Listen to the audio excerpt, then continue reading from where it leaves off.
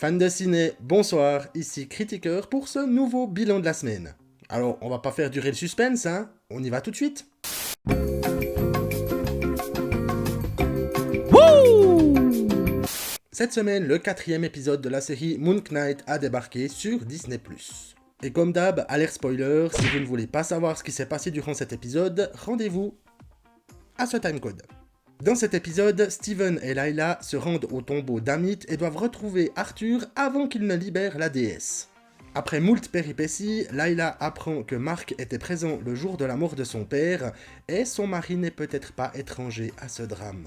Après s'être fait tirer dessus par Arthur, Mark se réveille dans un hôpital psychiatrique confié aux bons soins d'un certain docteur Harrow. Il s'échappe, retrouve Steven dans un sarcophage, et ils se retrouvent tous deux face à Tauret, la déesse hippopotame. Non, c'est pas du flan, c'est vraiment ce qui arrive. On a donc des bastons contre des prêtres égyptiens morts-vivants, des révélations cinglantes sur le passé de Mark, la découverte du dernier avatar d'Amit, qui se trouve être Alexandre le Grand himself, et une fin d'épisode bien à la masse. Que va-t-il advenir de Mark et Steven ? Layla pourra-t-elle pardonner à son mari ? Un hippopotame a-t-il vraiment le droit de bosser dans un hôpital ? Réponse la semaine prochaine.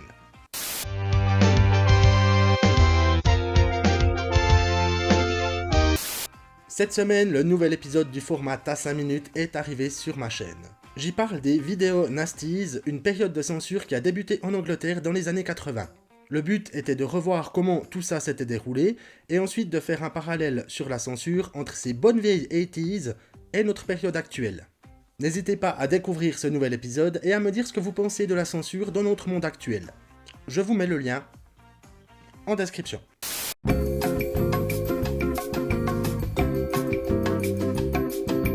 Cette semaine, j'ai enfin visionné le dernier James Bond avec Daniel Craig sorti en 2021, Mourir peut attendre. Ben oui, parce que je l'avais toujours pas vu. Et comment vous en parler sans spoiler ? Bon, on va essayer, hein. Depuis ses débuts au cinéma en 1962 avec James Bond contre Dr. No, la saga s'est toujours adaptée à son époque. Dès 2006, une nouvelle section intervient sur les écrans avec Casino Royale et Daniel Craig qui interprète le célèbre espion. Nous avons donc droit à partir de là à un James Bond qui est beaucoup plus humain, beaucoup plus friable et beaucoup plus réaliste que d'habitude. Et cette nouvelle trame avec un James Bond revisité se termine avec le film Mourir peut attendre. Alors dans ce métrage, on a tous les ingrédients qu'on recherche dans un James Bond, notamment un méchant charismatique interprété par Rami Malek et une prestation impeccable de Léa Seydoux en compagne de Bond. Mais honnêtement, il n'y avait pas moyen de finir autrement. Enfin, un successeur est activement recherché et on devrait avoir l'annonce du prochain James Bond durant le second trimestre 2022. Coucou, c'est moi, Coco Ciné. Aïe! Non mais franchement, il y en a marre qui me pique du temps sur mes bilans, ce con. Quoi qu'il en soit, cette semaine, j'ai eu plusieurs messages de la part de Coco Ciné. Salut mon kéké, c'est Coco Ciné. Dis, est-ce que t'arriverais à placer dans ton prochain bilan de la semaine comme quoi j'ai sorti ma première vidéo sur ma chaîne YouTube ? Ça serait le top, la classe, la frise. Allez, je te remercie mon poulet, à plus. Et salut frérot, c'est Coco. Dis, je sais pas si t'as eu mon précédent message, mais c'était pour savoir si t'arriverais à placer un petit mot concernant ma première vidéo sur ma chaîne YouTube dans ton prochain bilan de la semaine. Allez, je te remercie de me confirmer, à tout plus. Hello gros, Diwar, t'as eu mes derniers messages, parce que faudrait juste me confirmer si tu fais un petit mot dans ton prochain bilan de la semaine, hein ? Ça serait cool. Allez, redis-moi. Eh connard, t'as eu mes messages des 10 dernières minutes, parce que là franchement faudrait peut-être me redire. Allez, sois sympa, sinon ça va mal se passer pour ta gueule. Allez, tu te mannes le cul puis tu me redis si ça joue. Donc, comme demandé, je vous annonce que Coco Ciné a sorti sa première vidéo sur sa chaîne YouTube.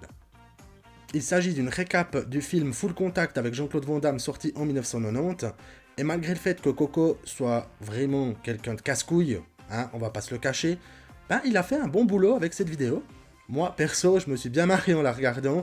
D'ailleurs, je vous en passe un extrait. Ils se rendent chez Cynthia, la pouffe en chef, et Jean-Claude doit vaincre un certain Sonny, qui se fait latter en une demi-seconde. Bats-toi, petit frère, bats-toi. Finish him!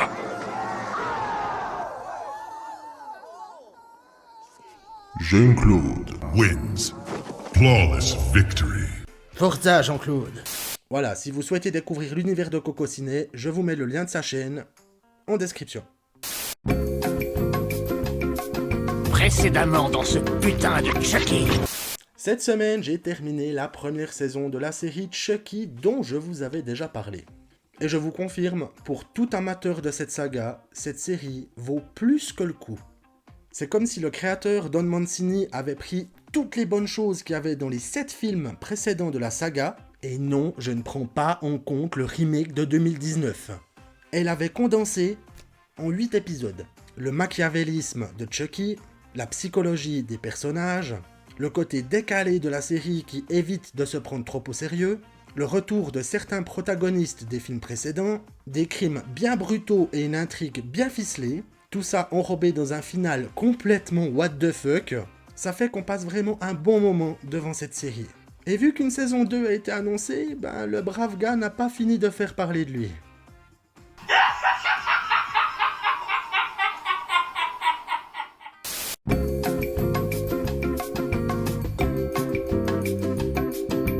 Alors, cette semaine, il y a une bonne annonce qui éclipse toutes les autres. C'est celle du prochain Thor Love and Thunder qui doit sortir au mois de juillet cette année. Et puis, il n'y a pas à dire, ce trailer d'1 minute 25 fait un bien fou. Entre la musique, les paroles de Thor, les images hyper bien brossées, on peut dire que l'impatience est de mise. On y retrouve Thor faisant maintenant partie des Gardiens de la Galaxie et s'interrogeant sur qui il est réellement. D'après les informations disponibles, il devra se dresser contre un certain Gore, apparemment interprété par Christian Bale, qui n'est personne d'autre qu'un tueur de dieux. C'est un Kratos en mode Marvel si on veut. Ce film est également l'occasion de retrouver Natalie Portman, alias Jane Foster, l'ex-petite amie de Thor, dans son nouveau costume.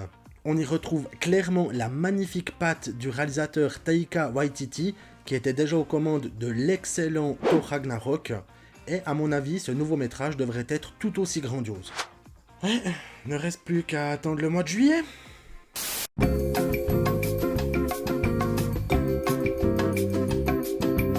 Et voilà, fans de ciné, c'est tout pour cette semaine. Merci d'avoir regardé cette vidéo.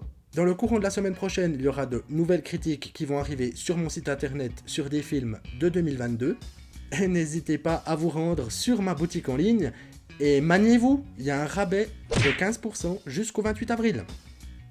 On se retrouve de toute manière rapidement pour de nouvelles aventures ciné et télé.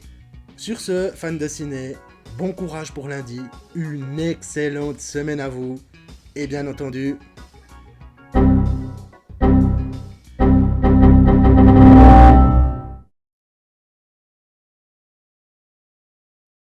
Bon visionnage. Coco Ciné wins. Fatality.